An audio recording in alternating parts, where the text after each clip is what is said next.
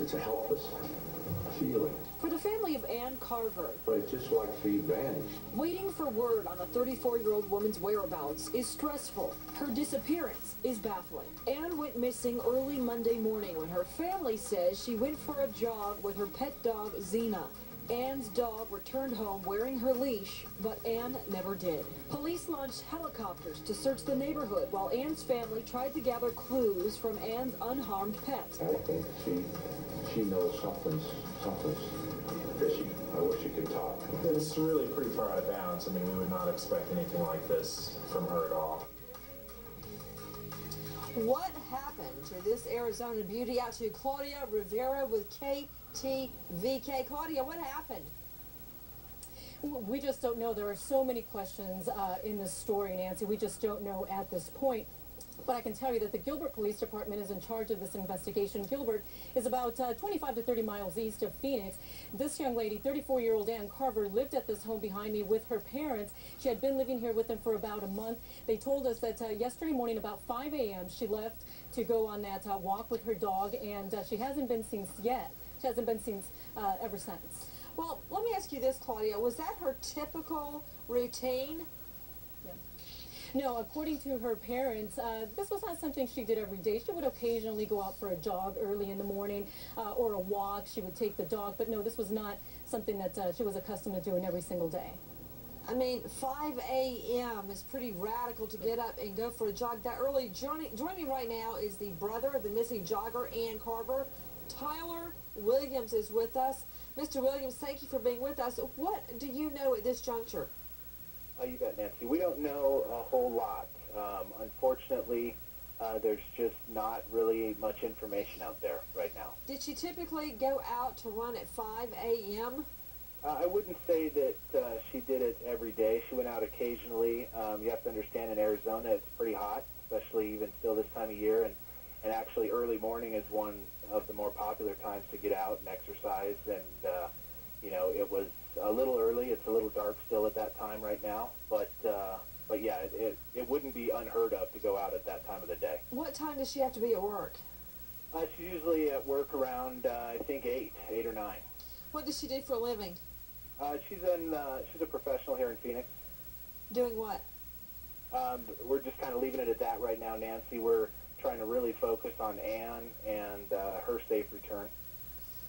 Well, don't you think that knowing more about her would help people as far as whether they had seen her in the area, in the restaurant, in the office building where she worked? Absolutely, and you know, we got to. So why aren't you releasing what she did for a living? Well, what we're doing is we're just really focusing on getting images of Ann out there and the pertinent information to the case, which is the fact that, you know, she left to go on just a recreational walk or jog, and she's no longer here. Her dog came back, obviously, as you know, but she is a wonderful, outgoing, professional person who has a lot of good friends and is a great communicator, and she's a fighter. We know that she's out there somewhere, and we're hopeful that she's going to be back with us real soon. To Claudia Rivera with KTVK, was she dating anyone? Not that we know of. Again, as you heard there from her brother, the family's being very private about Ann. Really, they won't release any of that information. We got some information off camera from some of her friends, Nancy, but as far as we know, she was not dating anyone at this time. Police launched helicopters to search the neighborhood while Ann's family tried to gather clues from Ann's unharmed pet. They have no way of contacting their loved one. Ann left her cell phone and wallet at home. The family hopes somehow Ann will contact them. For now, they can do nothing but wait. Put some of Ann's clothes to her nose, and then I took Xena down the street, and she was sniffing around on the street, and pretty soon she was sniffing all over everything. I think she knows something's fishy. I wish she could talk. Out to Mike Brooks, what do you make of it? Well, Nancy, you know, a dog like that, even though if you hurt some of her clothes, it's not a trained dog. You know, right now, I don't know. You know, what was her emotional state at the time? Did she have any emotional problems? You know, relationship-wise, with any past relationships? These are all things that the investigators early on in this case need to get from the family, and I'm sure the family is cooperating. You know, they had helicopters up with the forward-looking infrared.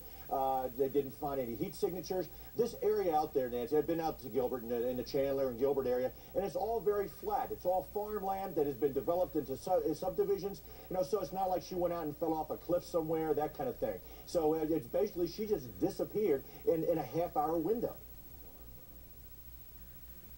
She left a note for my mom that just said, you know, gone running with Zena, I'll be back soon. She's a very beautiful, responsible young woman. And it's really pretty far out of bounds. I mean, we would not expect anything like this from her at all.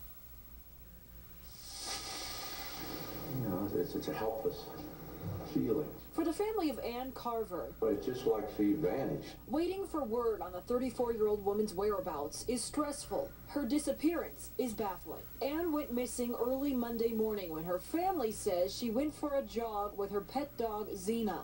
Ann's dog returned home wearing her leash, but Ann never did. Put some of Ann's clothes to her nose, and then I took Zena down the street, and she was sniffing around on the street, and pretty soon she was sniffing all over everything. I think she knows something's fishy. I wish she could talk. Straight out to Holly Hughes, former prosecutor. What do you make of it, Holly? It sounds to me like you've got to look at two different situations, Nancy. This is a 35-year-old woman. She recently moved back into her parents' house. So again, like Mike mentioned, you want to know if this is voluntary. Did she, in fact, just kind of walk away?